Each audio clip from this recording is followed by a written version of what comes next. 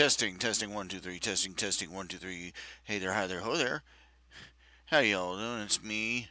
Once again, it's me again, Margaret, coming to you live over the inner tubes with his little bitty program he likes to call Squeezins.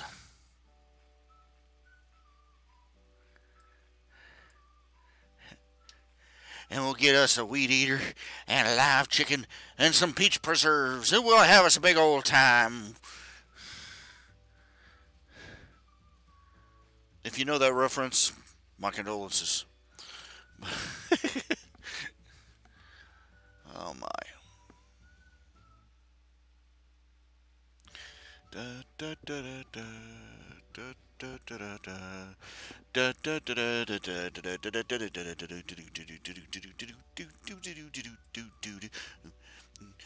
Dooby Dooby.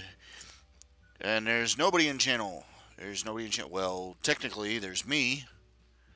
There's me. Me, myself, and I.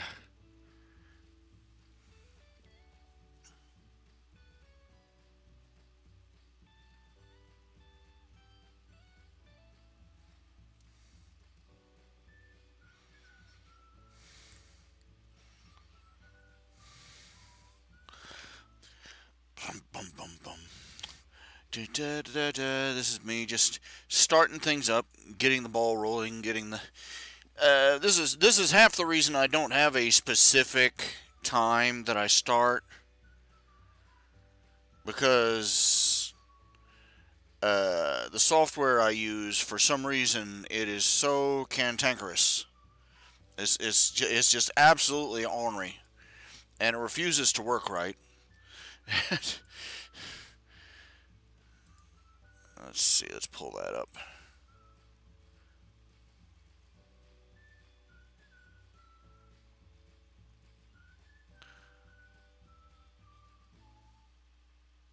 I have no idea what dancing looks like now. I'm sure probably don't want to know. Probably shouldn't be knowing. But I have no idea what dancing in a dance club looks like, and this is just like, I have no idea what anybody dancing with like crooked hind legs would look like anyway. That's just, I've seen people try, so many different people they can't even agree how a person with werewolf legs would walk. So there you have it. You know, I always wanted, it bugged me. I'm watching shows like, watching cartoons and shows. They'd have a four-legged character start dancing, and it always looked stupid because they'd have them do something like stand on their hind legs and dance like that. And you tune into My Little Pony. They have several episodes where the characters try to dance, and it just looks. Even when they're supposed to be good at it, they look spastic. Leg poking out one way and wiggle in the air. You put the right foot out and the right foot in and the right foot out. It doesn't look right. It doesn't look. It doesn't look like the characters spent any effort on learning how to dance. You know what I'm saying? When you tune into somebody doing a dance on YouTube, a footage of somebody doing whatever type of dance, they're good at it, and they dance because they think it looks cool, and they're pretty well convinced, that they look cool doing it. And but when people, when they animate a movie and have somebody with, well, the usual two legs dancing. They go to the effort of making the dancer look like they're, dancing and like they know what they're doing, and to, yes, make them look cool.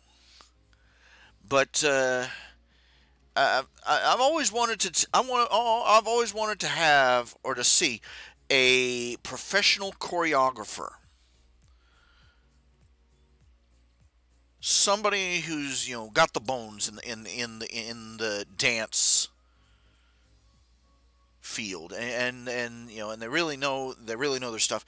I really want to see somebody, uh, you know, design choreography for dancing choreography for four-legged characters. You know, like ponies or cats or dogs or what have you. So that animators would have, you know, something to reference.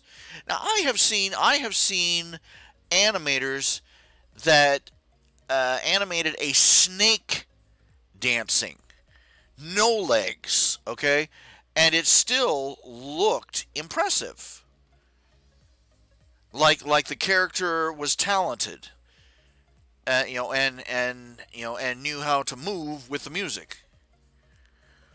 I've seen it in a couple of different places. One in particular comes to mind is a little foreign CGI animated flick called Sahara, I believe, on the Netflix, and it's a story about two king cobras who get captured by a snake charmer, who uses an enchanted flute to make them dance. And you only see little clips of it. They really waste a lot of time with trippy pink elephant scenes. But you see only a few clips. But it's very impressive to look at because the snakes, they don't have any legs, but they look, you know, they're still dancing and putting style into it and choreography into it. And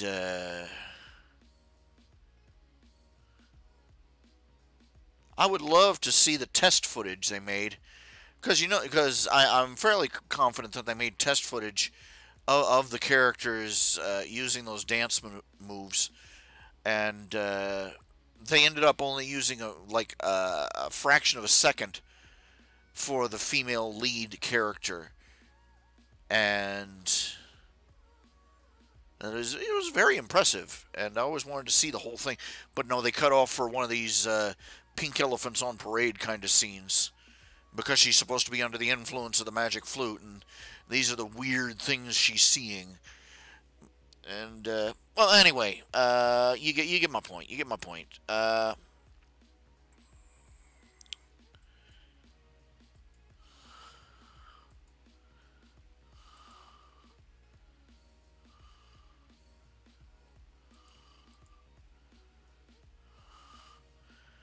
What I'm going to do, I'm going to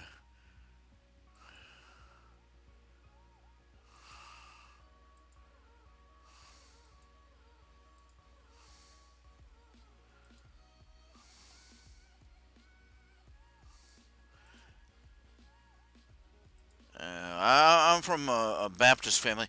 I still haven't figured it out. What so many different denominations, especially Protestant denominations, have against dancing. Now, I mean, I understand it being, you know, bent, you know, getting torqued about this dirty dancing that people do. Is animal undulating, they call dancing now. But I mean, let me put it this way: my parents are such legalists on the matter. We couldn't, you know, we weren't allowed to participate in a square dance. You know, even talking about learning the sailor's hornpipe, you know, just got a religious lecture out of my father, and and all of it is just uh, cultural tomfoolery. No theological backing for it, except the favorite blank check of every Baptist. There's a passage in the Bible, you know, that says, "Abstain from all appearance of evil." That's what it says in the King James. "Abstain from all appearance of evil," and they, you know, this looks evil to people, so don't do it. And first of all, I've looked at that passage. I've read other translations where they say that the passage would be more accurately translated as "abstain from evil wherever or, you know, however it may appear." You know, in whatever way it appears, however it appears, wherever it appears.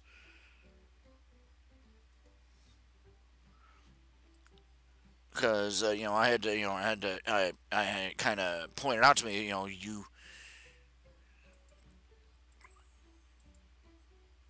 uh, there's always somebody who's going to find a religious objection to whatever you're doing. I'm sorry, the fact that my sister and mother walk around, and and my three nieces walk around in public without wearing a hijab is a horrible religious offense to some people. And there are people out there, Christians out there, that still think women should be dressed, with cloth all the way up to their neck and down to their ankles. There are people who get religiously upset if they see a Christian woman wearing makeup, and so what was that God said about those who substituted man's traditions for God's laws? Nobody likes to talk about that one,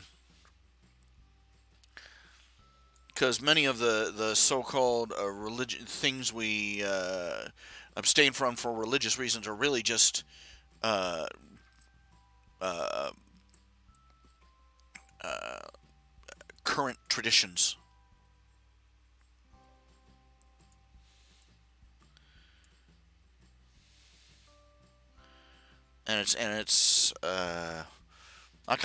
I have to admit, I'm childish enough to resent the fact that I missed out on a lot of things in my youth.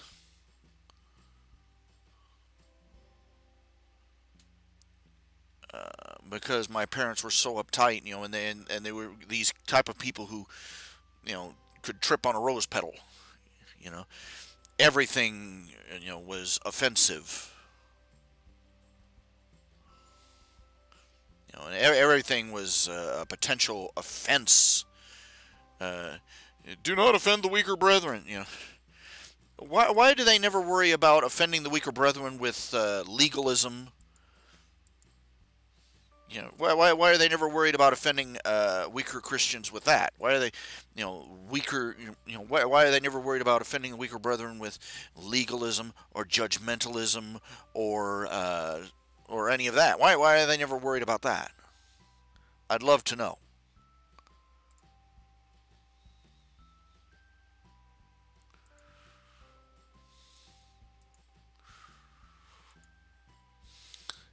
What it boils down to is people all want to be in charge. They want to be the ones to write the rules. And they want to write the rules to suit themselves, whether or not they're correct or not. There are people out there that just get torqued out of shape if a Christian touches any alcoholic beverage, and they're willfully blind to the fact that one of the first miracles Jesus did was providing a wedding with wine.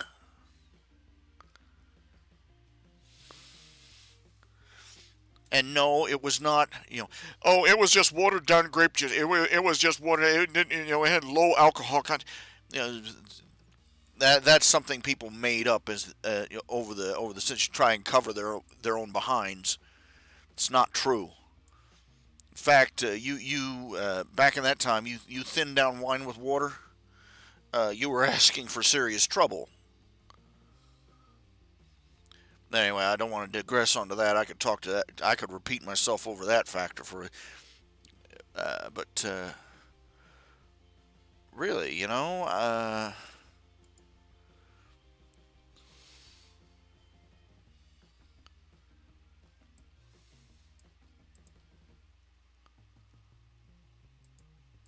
I resent being forced to live by 10,000. I resent the fact that I spent a lot of my life having to live by forced and coerced men's traditions. with the Bible. And no matter what you said, you pointed out that there was nothing in the Bible about this, and in fact there was refrain from abstain from all appearance of evil. It was a blank check for writing new rules. You're going to have to excuse me for being bitter about that.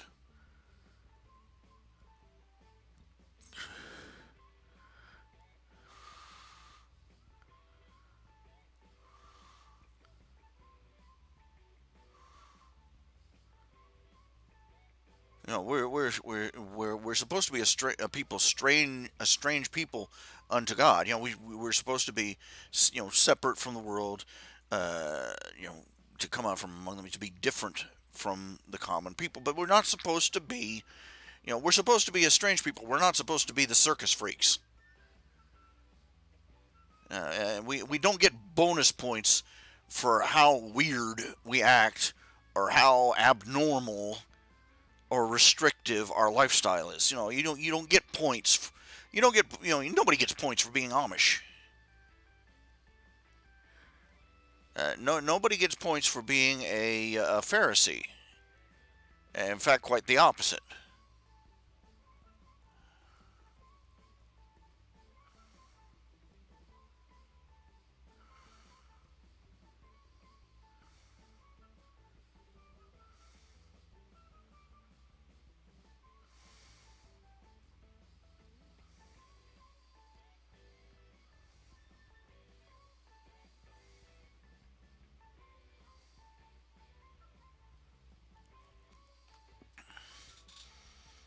There are churches out there, devout Christian people, who sit there weeping and crying and mourning the fact that there are so many unenlightened Christians who are out there using actual musical instruments in their music service.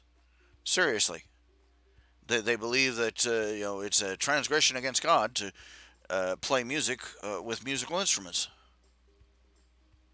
And then you got other people that go a little further. They say, no electronic instruments. Man, you try and bring my dad up there with an electronic keyboard in front of the church, but God help you if you brought an electric guitar in.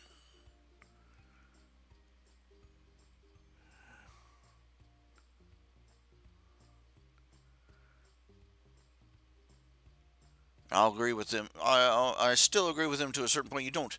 They're just going out of your way to try and mimic the world to draw people in.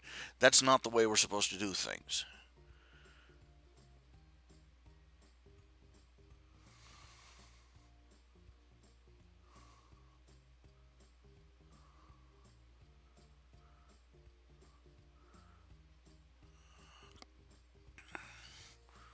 But making a life so full of picky, petty restrictions against this kind of music and that kind of this kind of music, and against dancing and against playing certain types of games, read certain kinds of books, read this, that, and they until you got a lifestyle that looks like you beamed in off an armored spaceship.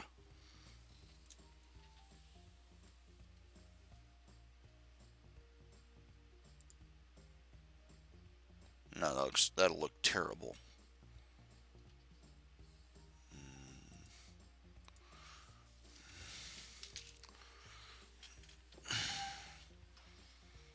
Never went to a school dance. I missed out on several outings. I went to a school where the final year, the 8th grade students, they did an annual thing where they took all the kids to New York.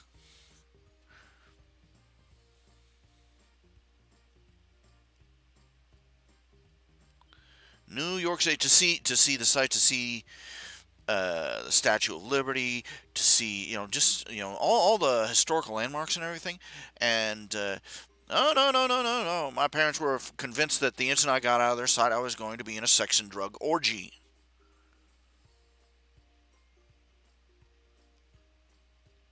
And they pull that crap. Oh, we trust you. We just don't trust them. Lie. You don't trust me.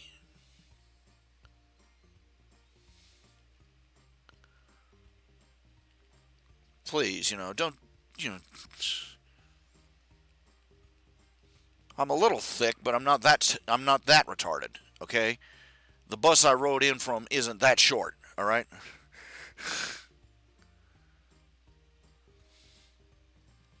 You're afraid I might decide to do something out of your sight.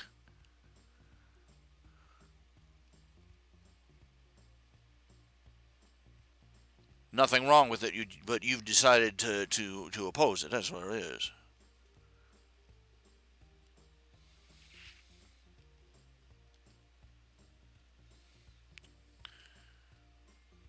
I'm still, this is me. This is, uh,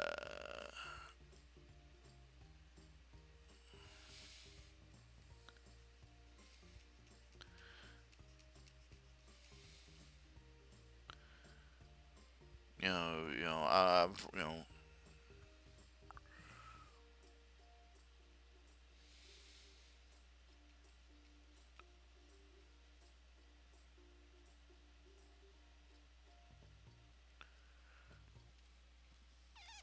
I knew people, I grew up, I knew people that were half my age that had more personal liberty than I did.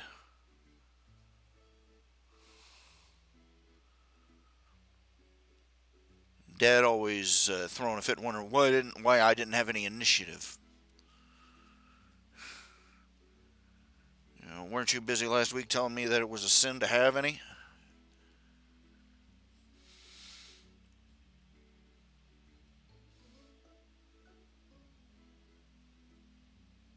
Well, you're in our house, you live by our rules. You know that song and dance.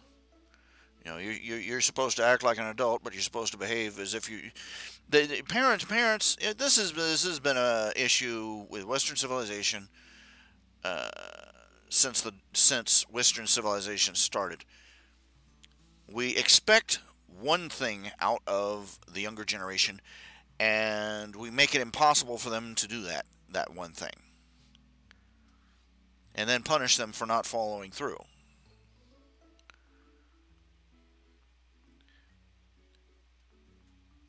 We give them we give them, and you see the other side of the thing where people just let their kids run loose like wild animals. That's not what I'm talking about.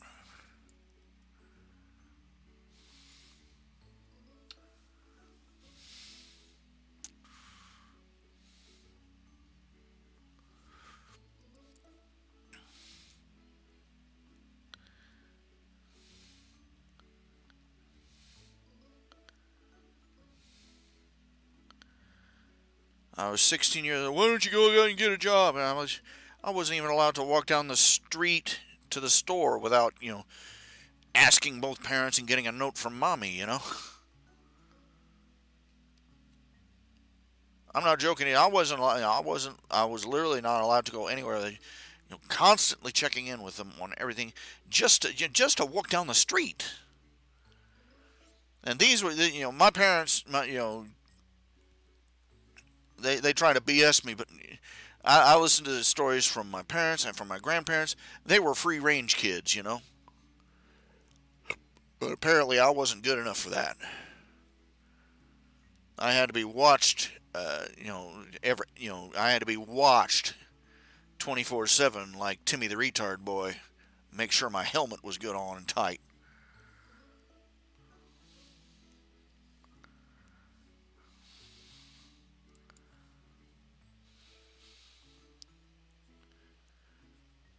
I'm sorry. I started thinking about it. What's really mad? I'm mad about that. I mean, I missed it. I have my whole life. I wanted to see New York. My whole life, I wanted to see New York. I wanted to see New York City. I wanted to see the Statue of Liberty. I wanted to see the Smithsonian. I wanted to see all the sites. I wanted to see Washington D.C. too. There was another trip. I was a member of the marching band, and I was a member of the school orchestra. I played the trombone. Couldn't play it now to save my life. Haven't touched it in almost 30 years. Can't even remember how to read the music. But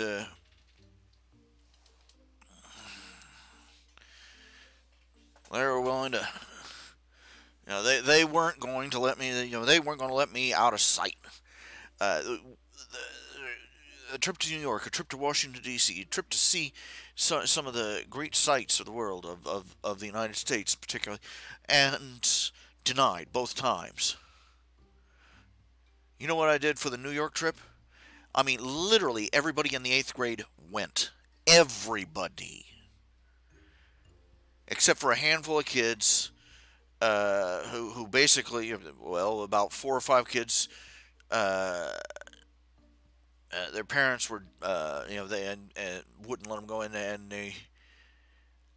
there was like a couple of kids whose family so poor they didn't have any money to pay the fee to go, and then there was the juvenile delinquents who had gotten so many demerits they weren't going to be let out of sight of the school building until they were 30, and then there was me, Mommy's precious little angel, who would just melt like a snowflake in the New York sun. We spent a week sitting in one classroom, uh, basically wasting government time.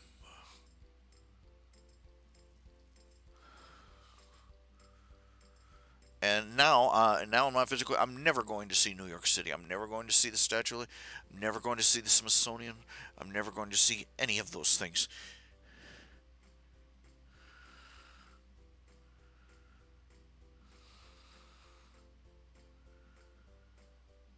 And if I let myself think about it too long,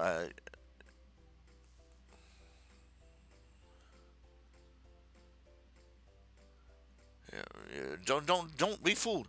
Don't think I'll do all this. I'll when I'm old and mature and I've got my money saved up and I've got no. I wish I had listened. When I was younger, I had friends that told me, "Don't wait until you're older." And I'm like, I've got no money. And they were like, just backpack it, do anything you have to. You know, and I was trying to be mature at the time, and all I could find was I've never really had a full time job. I've had part time jobs, and that's about it. And but I'm trying to get my life, trying to be a responsible adult kind of thing, and they were saying you don't travel now, you never get a chance, and they were so right, because now I can't even walk down to my own mailbox. All those dreams I had of seeing Australia, of seeing London, uh, of seeing New York and Washington D.C. and seeing Mount Rushmore and seeing the Grand Canyon, of seeing Disneyland. All those dreams just up in smoke. And when I think about how when I was just like 12, 13, when I was like 13 years old, I had a chance to see the Big Apple and the nation's capital practically handed to me on a platter, and my parents said, "Nope, nope, nope, not for you." Uh, I just want to howl.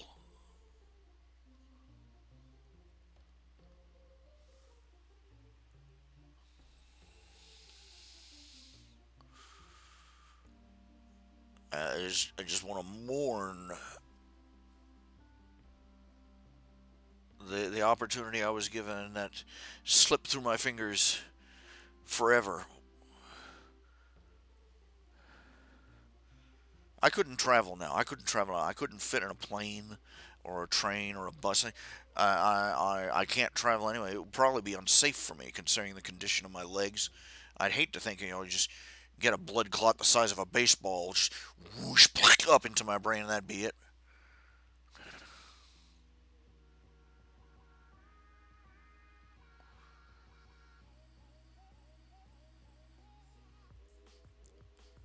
I had one friend I had a friend in the furry fan that gave me he paid for me to go. I went to the convention in Philadelphia, and I went to the convention in L.A. And I actually got to saw I got I actually at least I got to see what the inside of a plane was like, and I got to see what a mountain looked like from up in the sky, and I got to see Chicago, and I got to see L.A. Not all of it, but I managed to see them, from an airplane window. But there they were. And that one trip, I saw and experienced more. I didn't have enough ept to appreciate it. Now now I can't even orchestrate an adventure trip to the grocery store.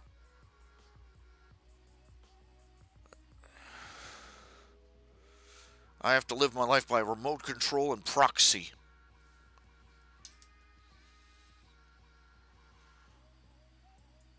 And a little bit of me dies every time I think about it.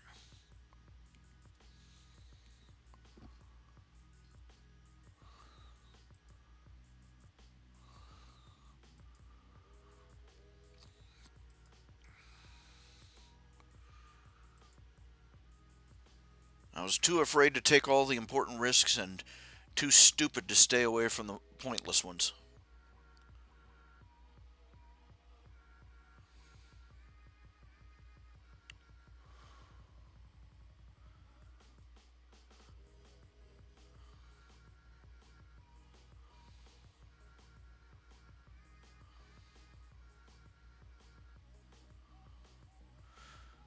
Really, frankly, even getting my, they might be able to treat my legs, get them down to a marginally functional size, but that would literally require me shutting down what little of a life I have, turning myself over to a hospital, spending a week, 2 weeks, a month more, and riding on Medicaid every step of the way. And meanwhile, what few pieces of a life I have would crumble to nothing in my absence. This,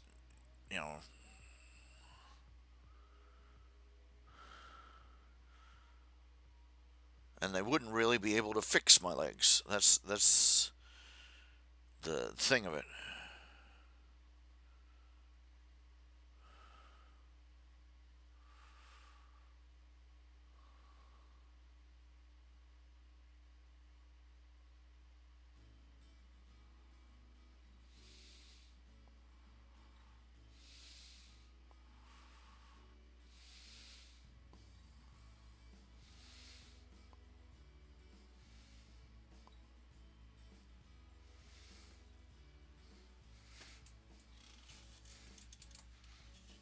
You don't think that you would. I'm sure there are people out there. I wouldn't let this kind of that kind of a problem shut me down. Yes, you would. You would be amazed at how very, very little it takes to shut somebody down. What I mean by that, I mean,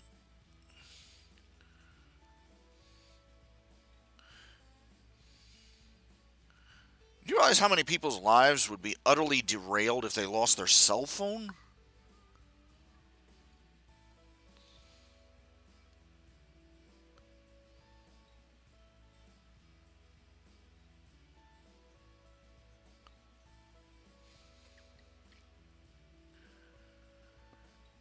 Let me put it this way. Why don't you get around in a wheelchair? Because I can't fit in a wheelchair.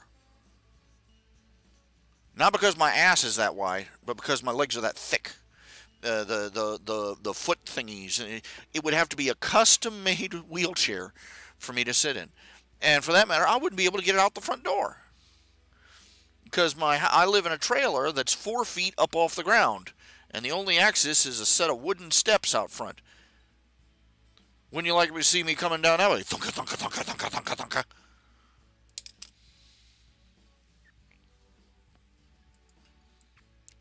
That'd be a sight and a half.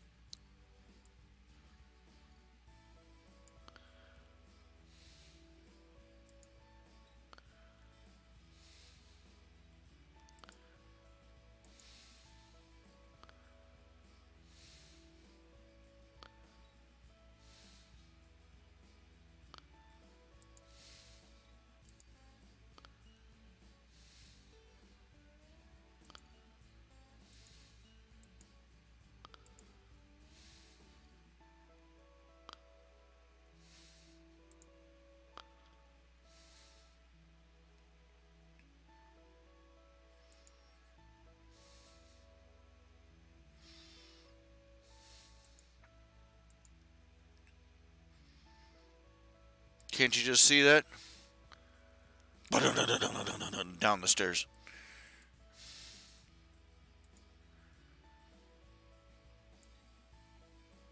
He went outside and it killed him.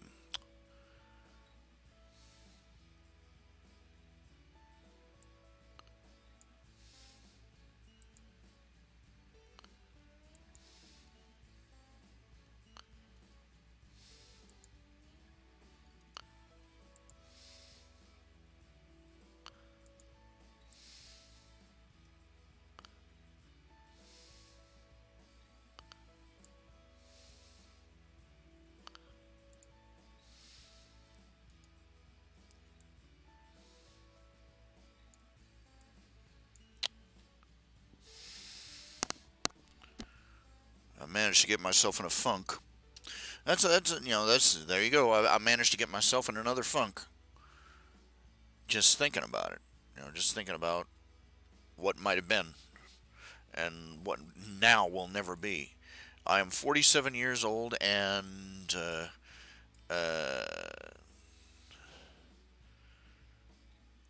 my options have just basically vanished. Pretty much, all the options that someone my age normally takes for granted. Oh, I think I'll retire and I'll go down to Florida, or I'll go, hop in the RV and just travel around the country, or any one of 1,000 things. It's just gone forever.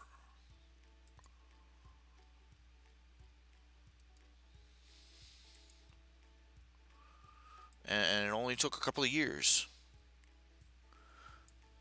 and a chronic condition that I inherited from my grandparents, and that was it.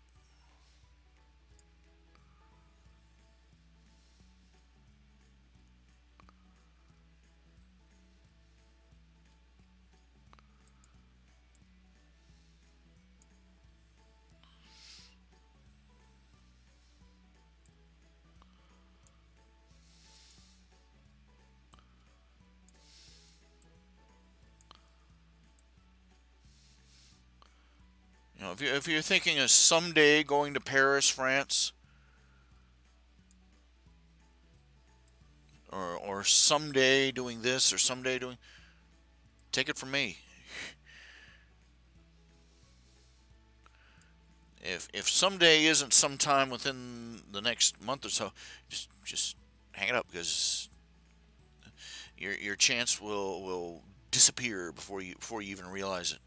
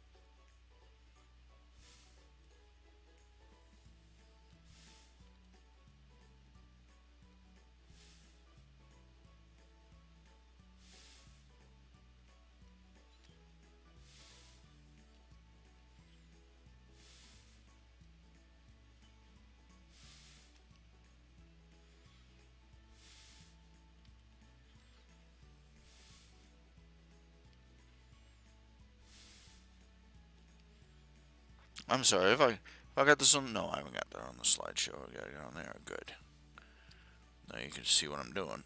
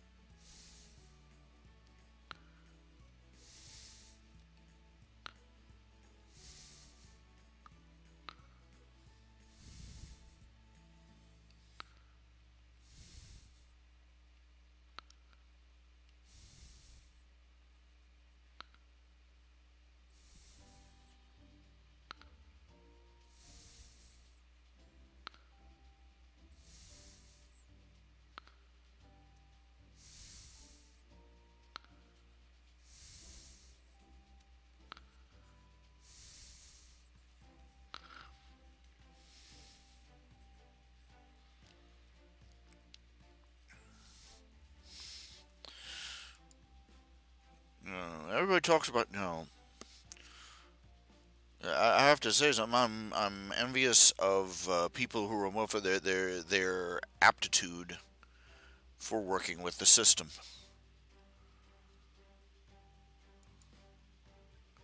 Seriously, think about it.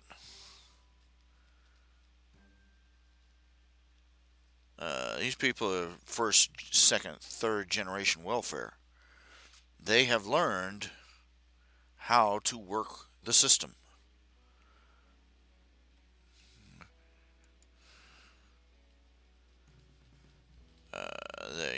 They handle the bookkeeping of making sure that they stay on the rolls without too much fuss. The way you or I handle, you or I would handle the paperwork at the office. You know, and don't kid yourself. That requires a certain amount of aptitude for it. You remember what's his name? Lesko. Ask Lesko. The guy with the dollar bill suit who kept saying, selling this book on how to get all this government free money. That was his job before he started publishing his own books. He worked. He was a clerk for a corporation. His job was basically to go through all this information and fill out applications for the corporation for these government handouts.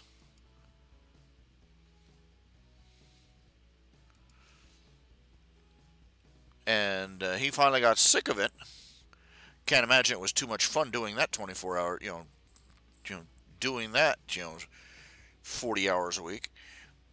And he decided, if the government's going to be throwing this money out, might as well make sure it gets into the hands of individuals, people who want it and people who need it. And so he went out and he wrote his book. And one of the things he pointed out, this was his job.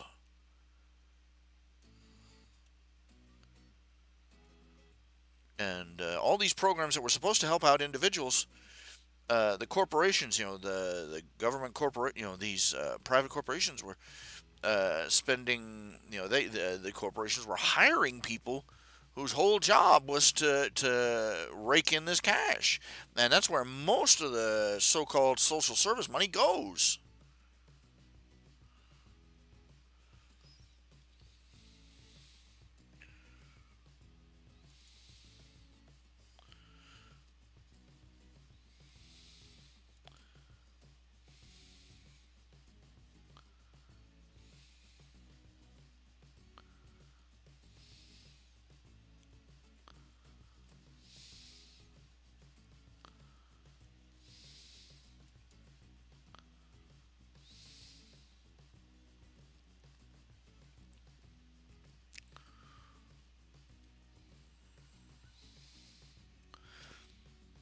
And now, all this money is supposed to help ordinary people. It never even reaches ordinary people. It goes straight to some company someplace. Some why? Because because they filled out the forms, and that's all it came down to. They put in the request, they filled out the forms, and that was it. They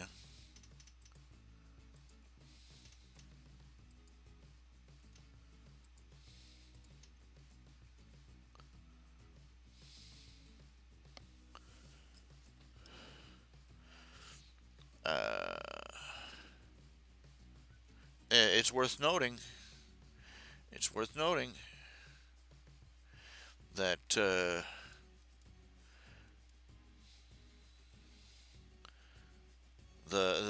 laws and such that get sold the most often as for the little people always seem to end up helping the big guys more.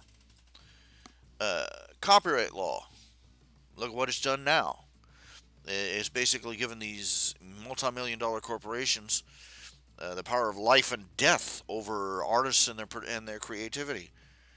The FDA and food regulations and all that.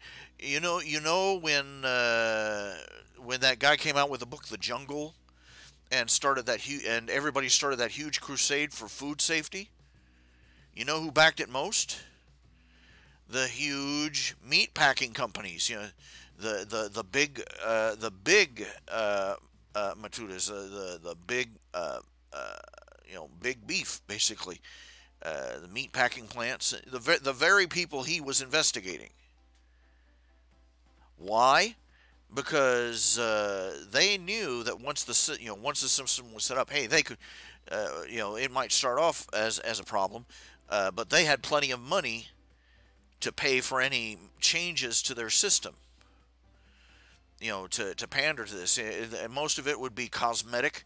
They knew that most of the changes would be cosmetic. They knew that most of the changes, most of the zeal would rapidly fade away, and it would be just another corporate office, another government agency. And they knew that their smaller competitors wouldn't be able to keep up with all the demands. And they used these big beef used the food safety regulations to run their competitors out of business. And the thing of it is, it came down to it is that it's debatable whether food safety in general changed at all. Because from what they've said, I believe they did the numbers, and the average number of people who come down with things like food poisoning, so on and so forth, the numbers are almost the same.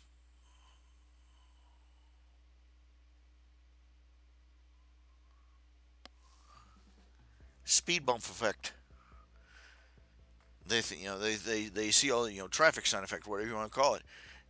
These people see that the government's watching everything, therefore everything must be a lot safer than and so they are exceedingly careless because they think I don't need to worry, the government's taking care of me.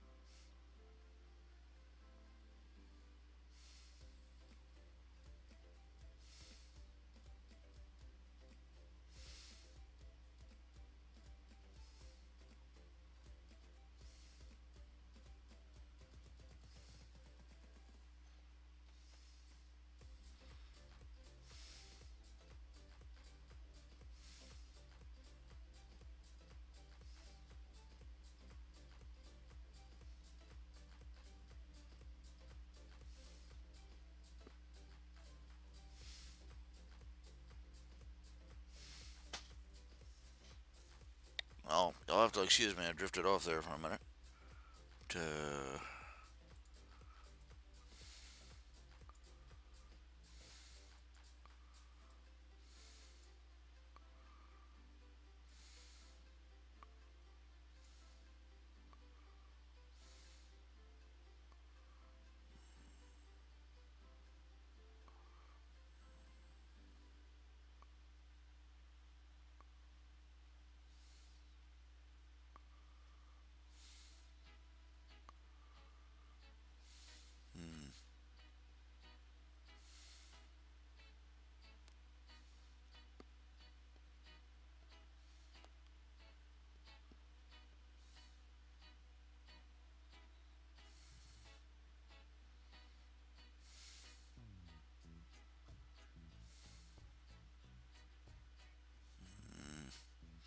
Ow.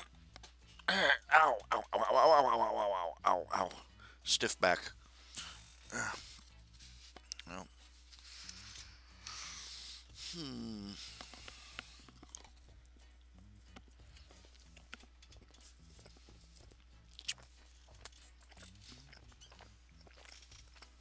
I seriously doubt the original author of Worm would recognize his character. Yeah.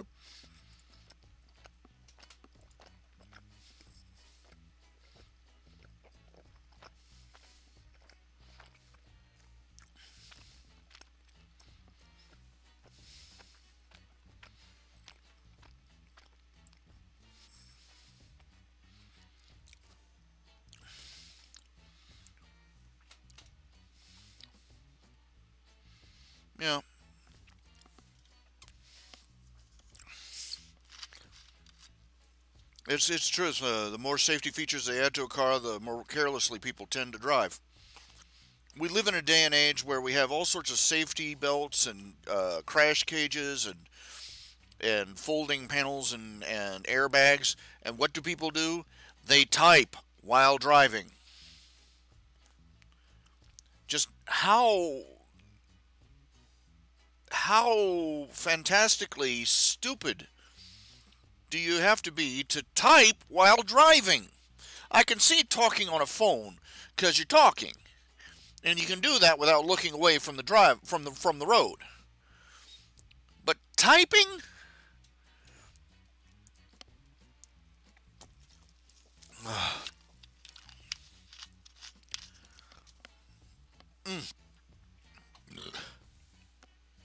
Pardon me.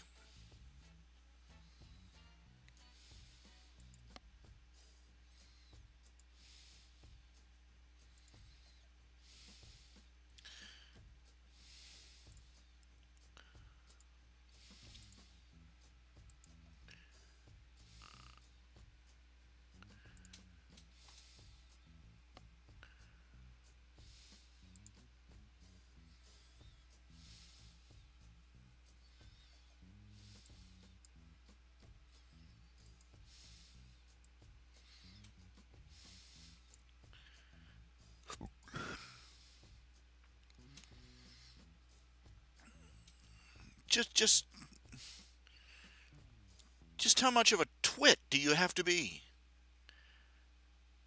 to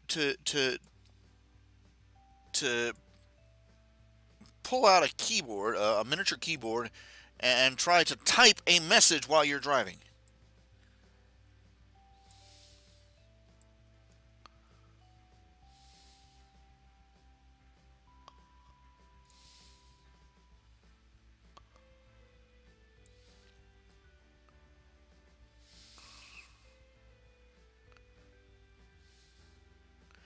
Funny thing is in the original Worm, the original story, that's how Taylor's mother died.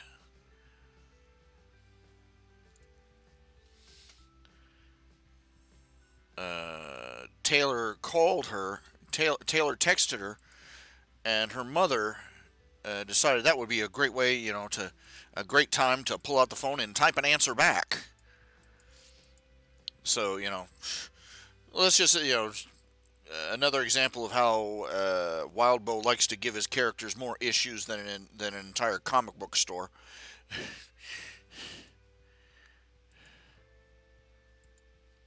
Can you imagine living with that, though?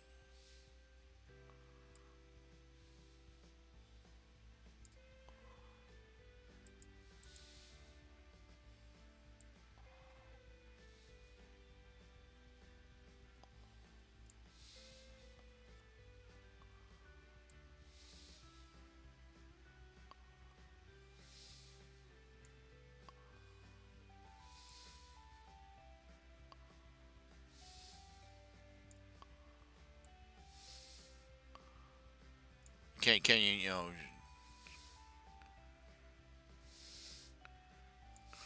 Dear Mom, thanks for dying in the stupidest way possible.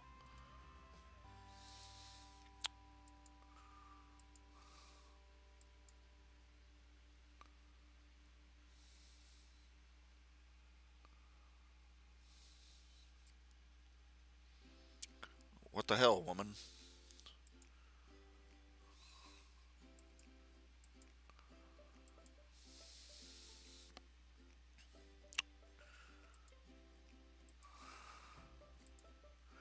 Let's see here.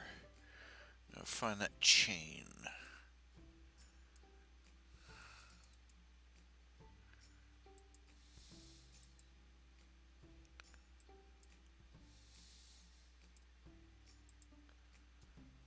Oh, come on, computer. Slow, slow, slow. It's always got to be slow.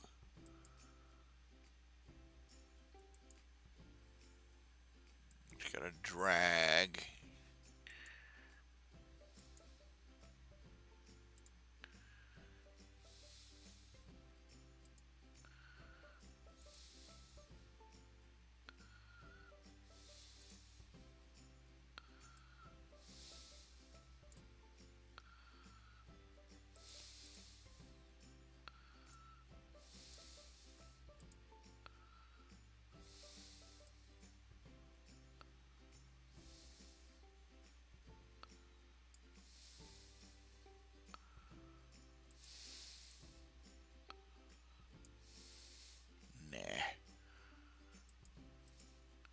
Do it by hand.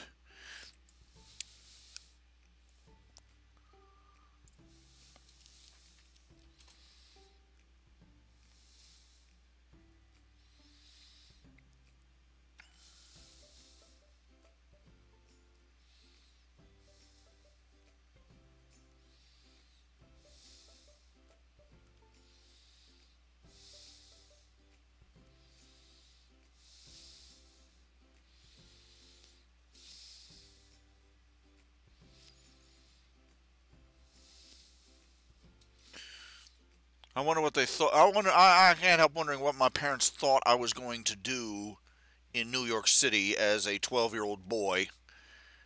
You know, that would be so horrible.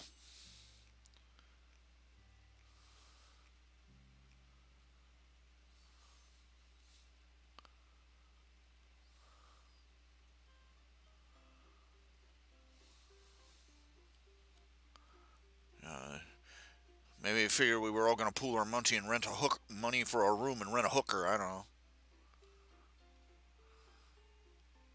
Maybe they thought they were gonna that we were gonna be able to tune into the porn channel on our room's television. Maybe they figured that. Oh, well, welcome to the 21st century, Mom and Dad. Yeah, that's what they were afraid of. I was going to, get to New York City and utterly deprave and corrupt myself with sin, sitting in front of a TV set, tilting my head sideways, trying to scan in between the zigzag lines of static to, I think I see a boob. Yeah, it's definitely a nipple. Wow. It's... Was that what they were afraid of? Maybe we were afraid we were going to pool our money and get money and smoke dope. I have no idea what they thought I was going to be able to do as a 13-year-old boy surrounded by chaperones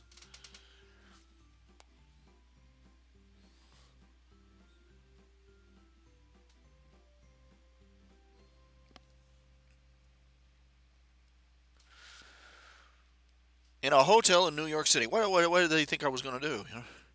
What did they think I was going to be able to do?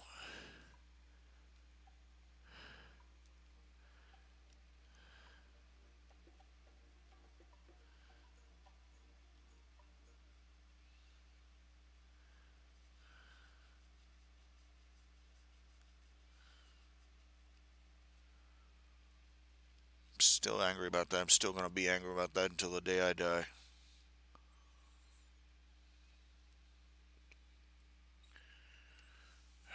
I can't help it.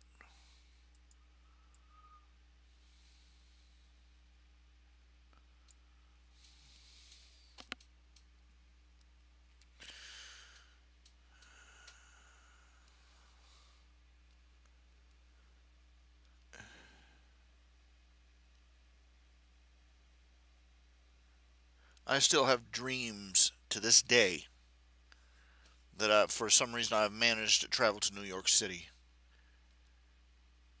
And then I wake up and I am so pissed.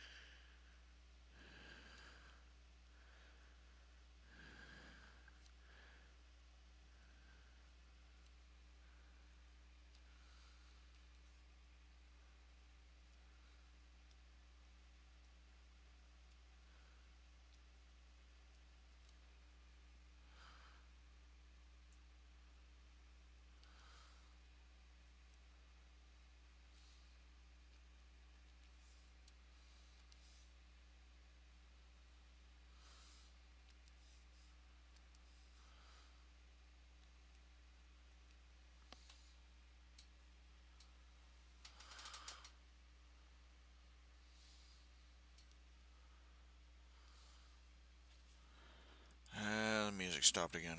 Gonna have to fix that again.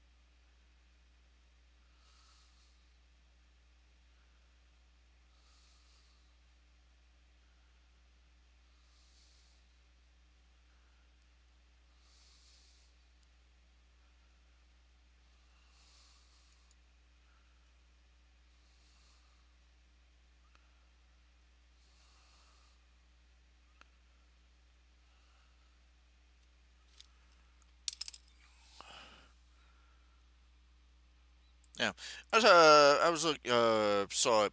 Let me fix that music. So it's doggone. Wish I knew why I kept doing that.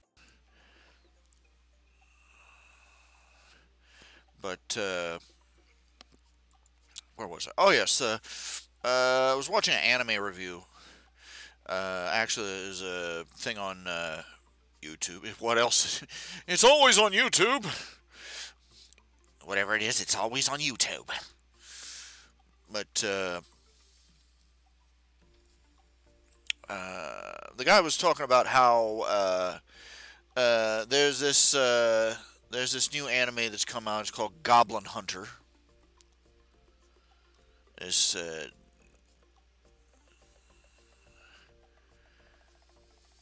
and it's got the usual suspects. The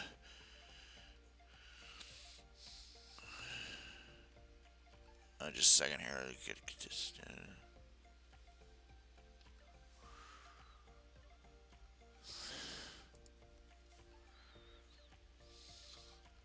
it's got the estrogen.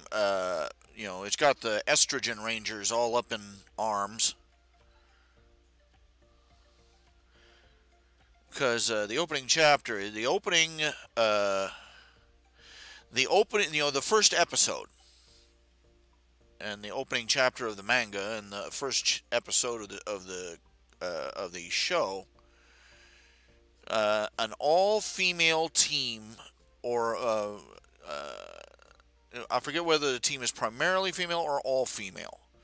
I believe it's all female, but I'm not sure. They go off into a dungeon, a rather complex of caves, infested with goblins. And, well, let's put it this way. Reality ensues. They get defeated. A mob of goblins attacks them. They get defeated. Many of them get killed. They get killed, they get beaten, and one of them gets raped. And I have seen the footage in question. I've seen clips of the footage in question, and you don't the usual fig leaf kind of modesty you expect from Japanese anime. You don't actually see any goblin dingalings waving around, but you know exactly what's happening when they pin the girl to the ground. And the survivor, the healer of the team drags off the only other survivor while they are having their way with their last member. And she meets the goblin hunter, and that's how the story starts. And I will say this much: that is, it's gratuitous. It's gratuitous, and of course, the feminists are, for 10,000 different stupid reasons, they're offended by it. And anybody that complains about it, though, is getting dumped in with these social justice nitwits. I kind of object to it because it's gratuitous and unnecessary. And it's just more gore. It's just more rape. It's just bordering on rape porn. Come on. What are we supposed to call it but what we see? And the guy defending it, whenever you complain about this sort of thing in anime, there'll be some guy complaining, it's dark fantasy. What were you expecting? It's dark fantasy. It's dark, darky, dark, grim, dark, really, realism and darkness and. Oh, great! Yeah, it's a dark fantasy anime. What do you want? A cookie? Congratulations. You made a dark anime, and now you're using it as an excuse to offend the few remaining ethical and moral standards that our society has.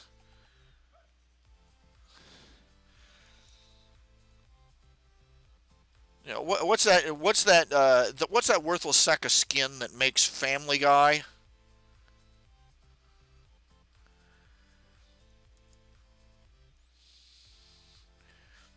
We're trying to be edgy.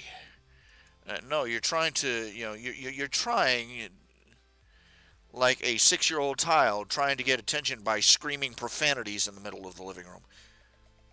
You're not edgy. You're not clever. You're not sophisticated.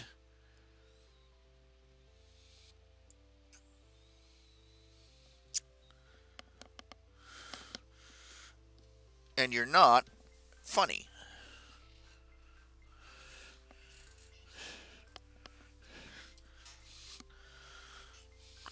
Look, just because when you were a kid you'd walk into the living room and do something disgusting and your drunk uncle in the corner would laugh at it, that didn't make you a comedian. Try and grow up with the rest of us.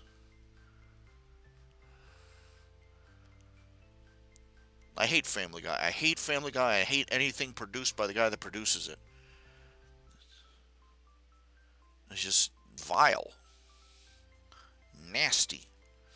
And even the stuff that isn't vile or nasty is just plain unfunny.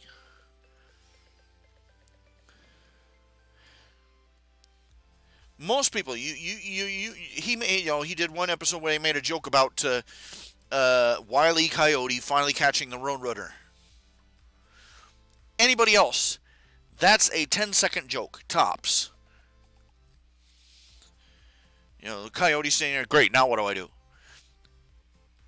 That schmuck, that hack, took the premise and dragged it out for something like, I forget how long. Something like 5-10 minutes.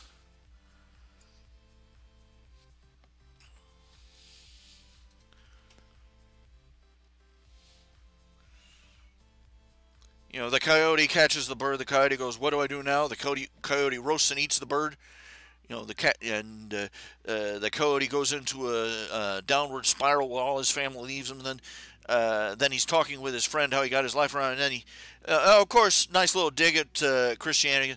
Then I found Jesus, and his friend's like, oh crap.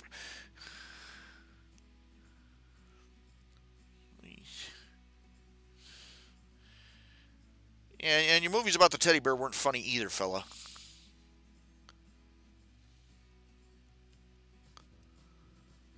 They moved Ted and Ted 2. What the hell's wrong with you? That's a joke on a Saturday Night Live skit. That's it.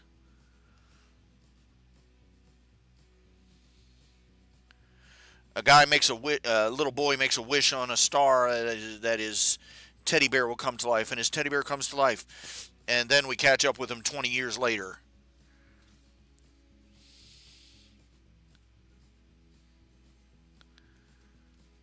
That's not a movie script. That's a joke on a comedy variety show, and not a particularly funny one either.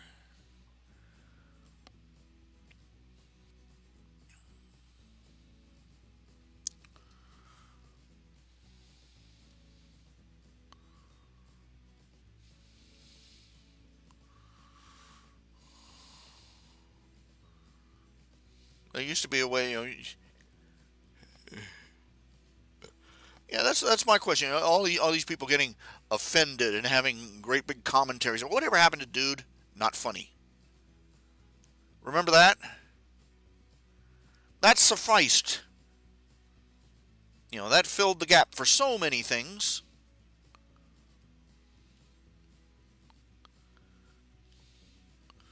Did the job.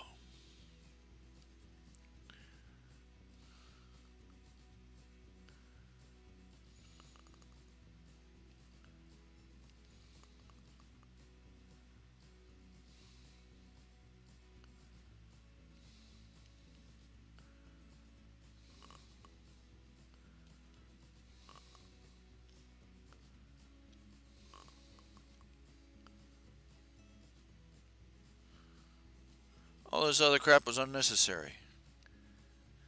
We don't need to know your socio-political theories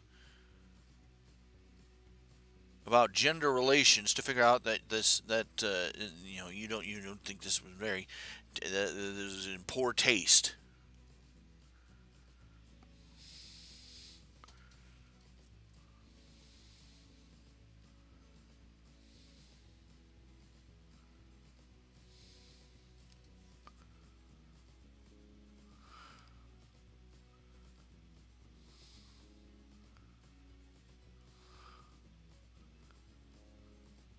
Get a life if you can find one.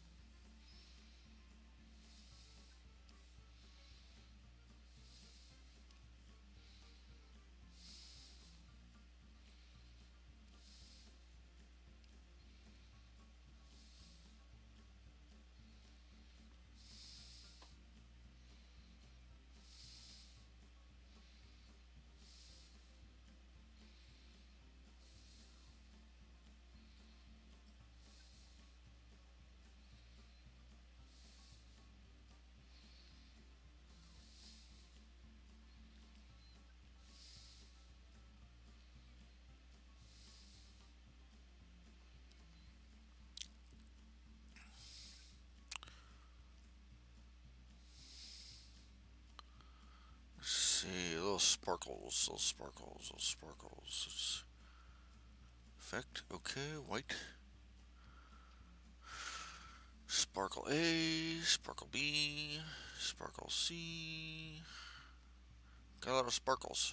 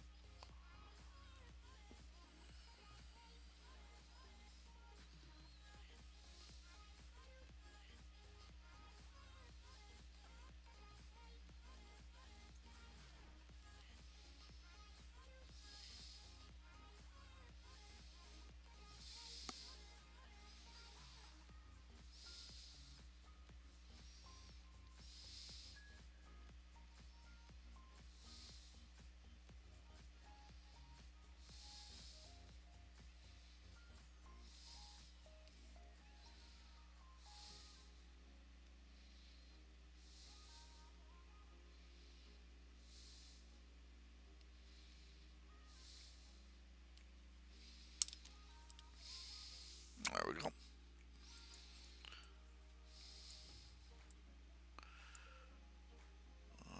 Not add in the background.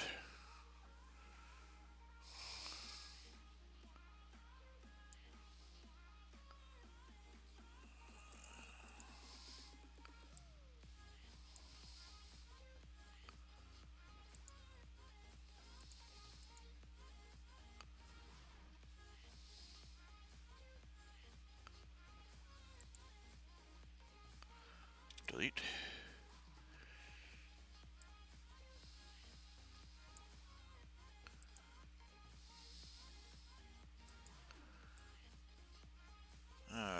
Let's see here.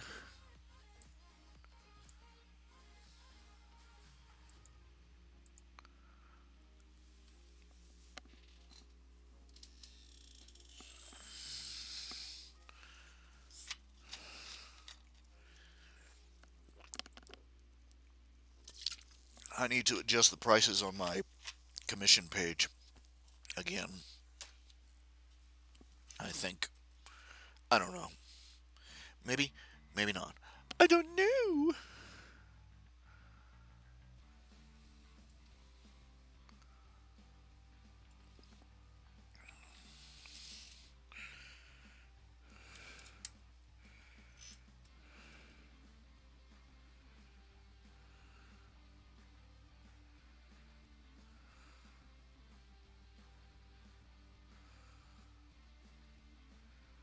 I'm gonna have to dig up some pictures of dance clubs.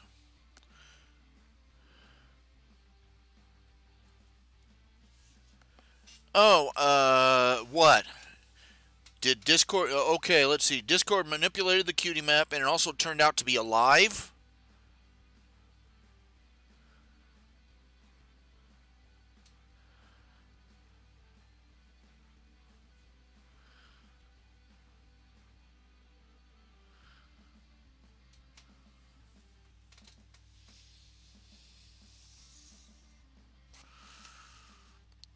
Well,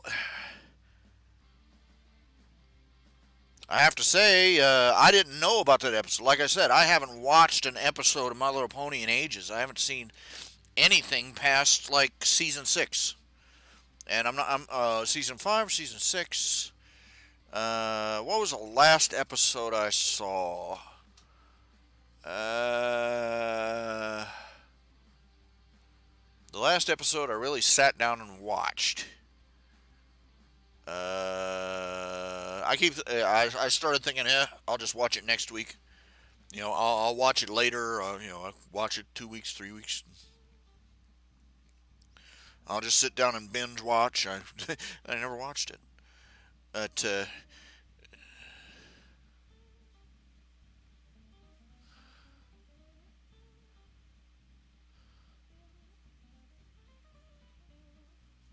oh Lord, I remember hearing about Twilight School of Friendship.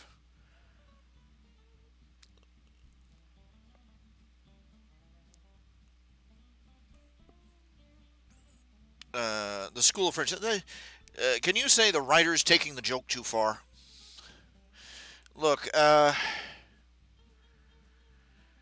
whole point of Twilight's friendship studies were that they were a easily invented excuse by Celestia to get her bookish student. It was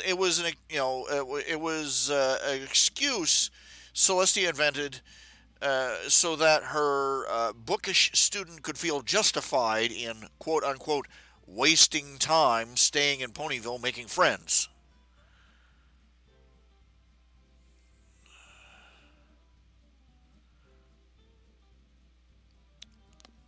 A school of friendship. That's taking the whole concept too far.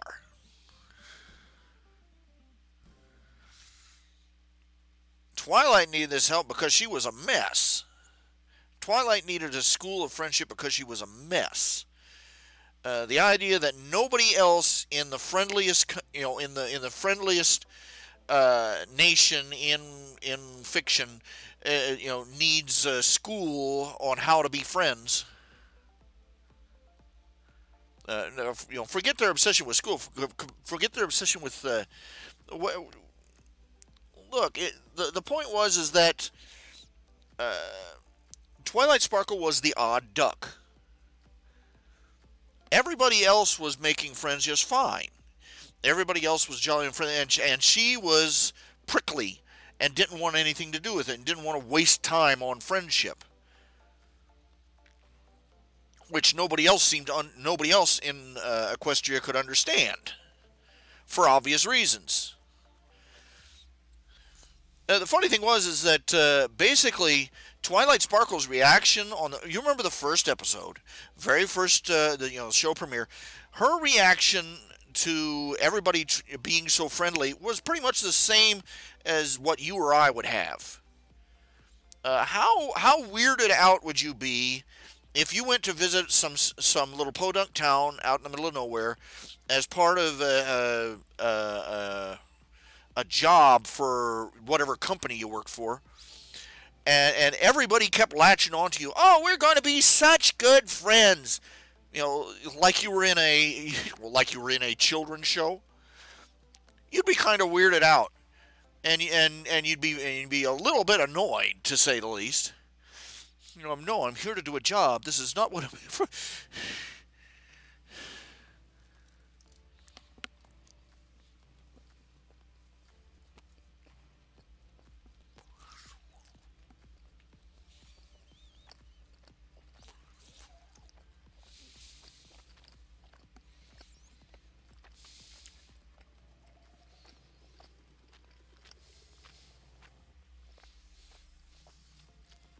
Yeah, I think the show has really jumped the shark. If they're pushing the core concept that far,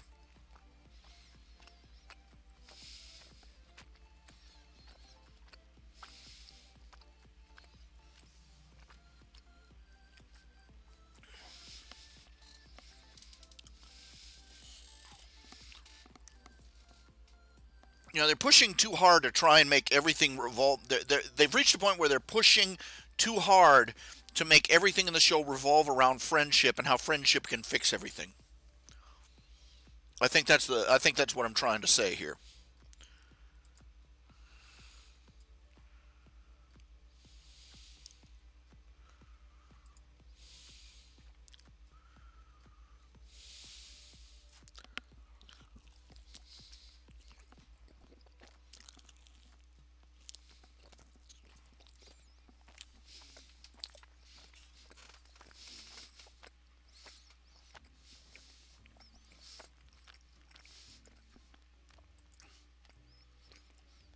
Now look for some images here.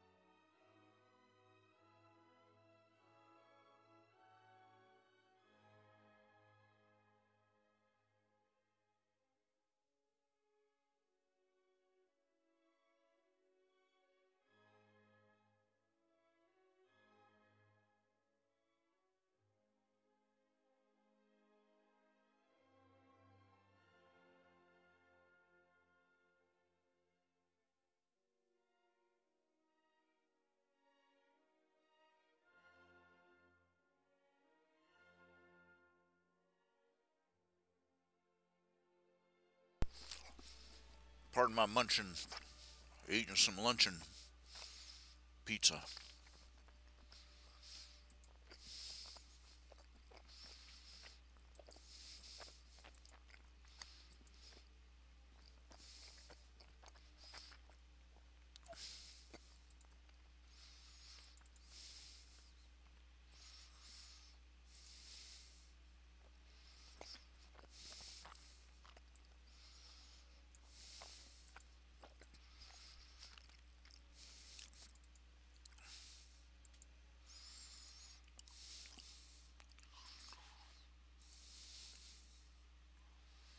Mm.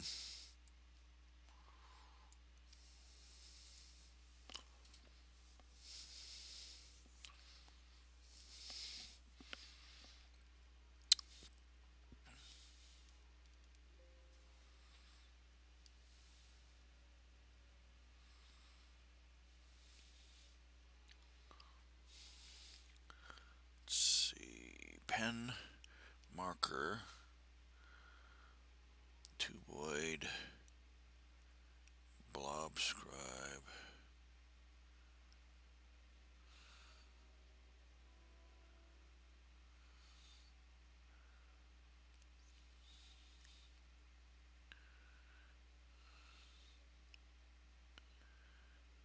Blood, bomb, boom, spiky, bush, boogie.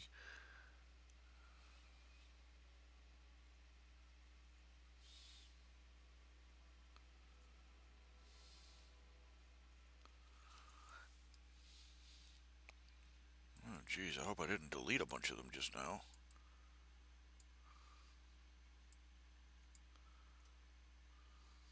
I did. I accidentally deleted my marker pen. Ah!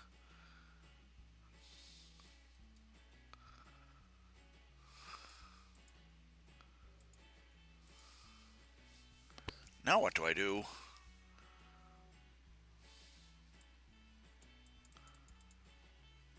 I deleted my most common pen. How do I undelete it? Let's see here. I hope it's in the recycle bin. It's not.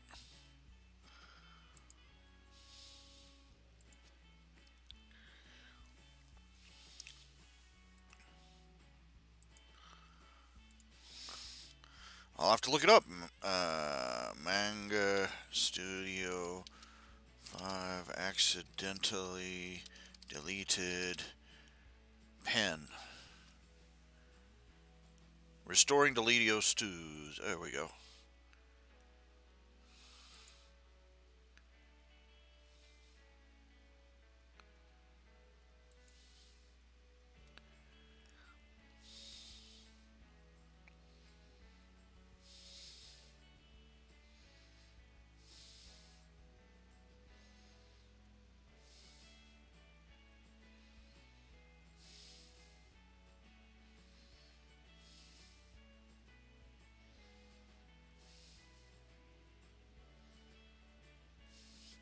Okay, close. Okay, I gotta do some stuff here. It's,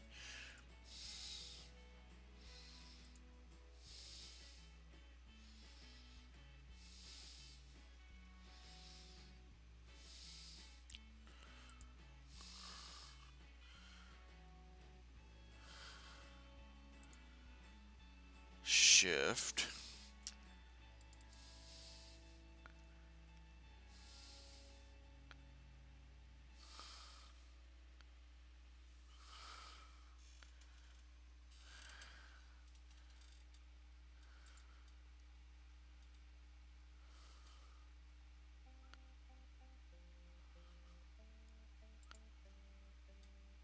Mark tool.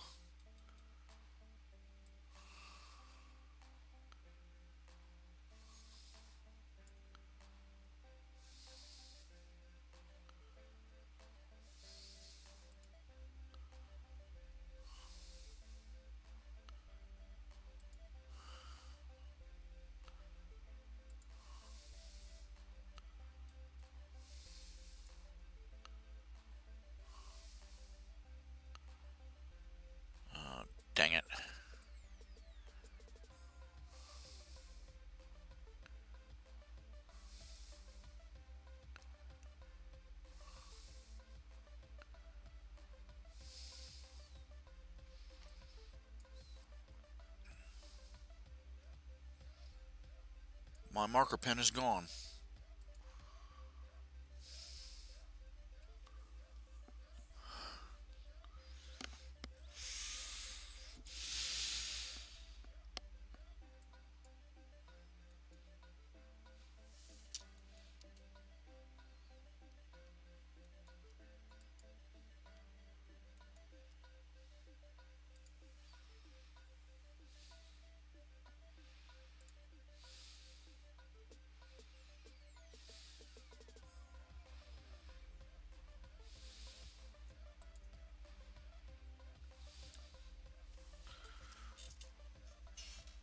Let's see, close Microsoft, hold down the shift key and start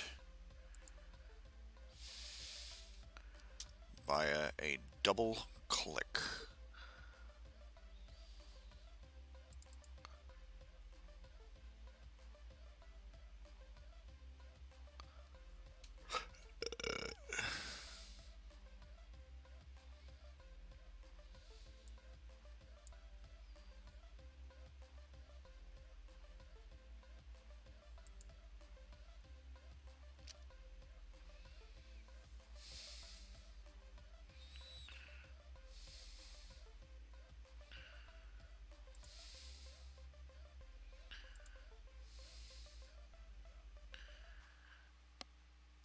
That's what I was doing. Okay, let's see here.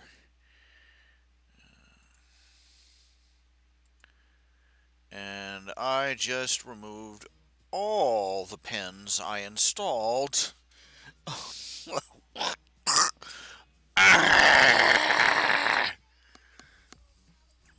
Got my marker pen back. I'm going to have to reinstall all those other pens that I just deleted. Oh, crap. Oh, well. Now I've got a new hobby.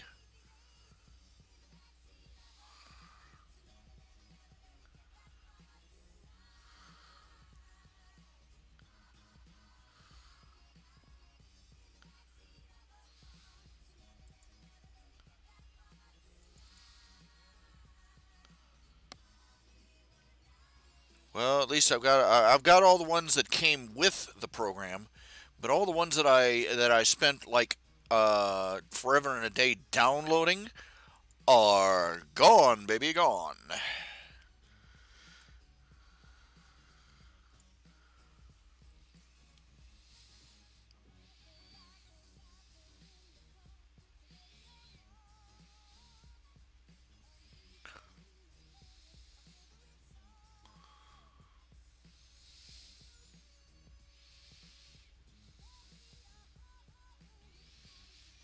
Son of a gun.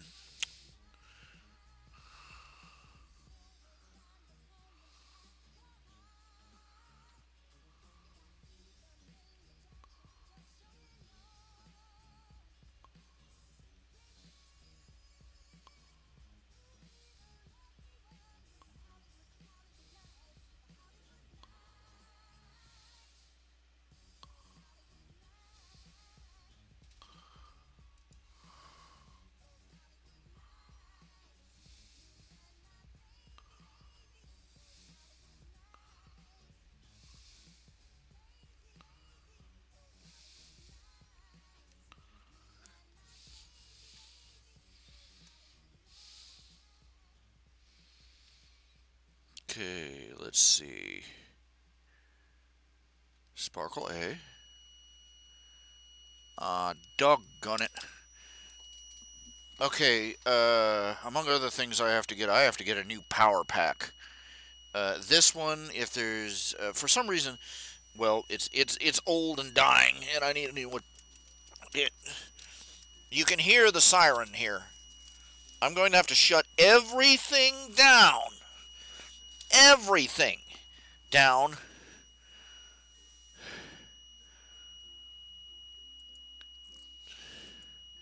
I could let it go like this forever. I could just let it just forever and it wouldn't mean a thing. But the only way to stop it is to turn all the power off, which means turning everything off and rebooting everything. which will probably take me about 15 minutes if I'm zippy fast, and I'm not zippy fast.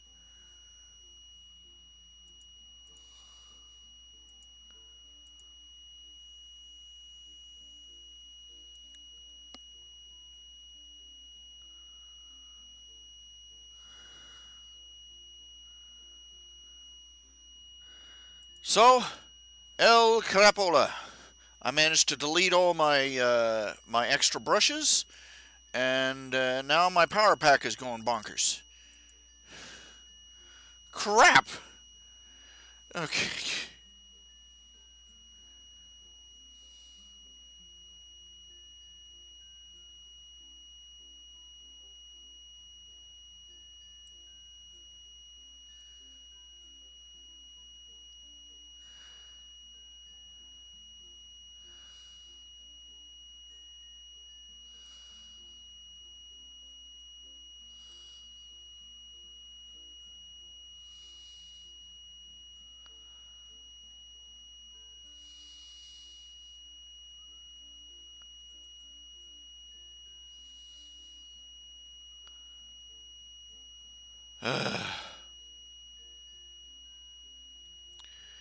Okay, I'm okay.